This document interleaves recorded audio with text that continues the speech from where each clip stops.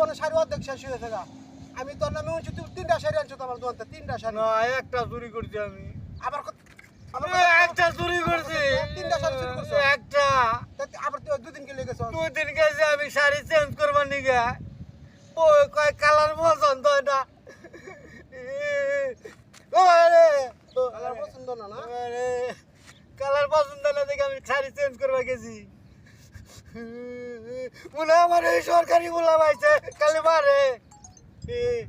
কালি মারে তুই না বান্ধাই থাকবে। সরকারি গুলা পাইছে। তুই না বান্ধা থাকবি।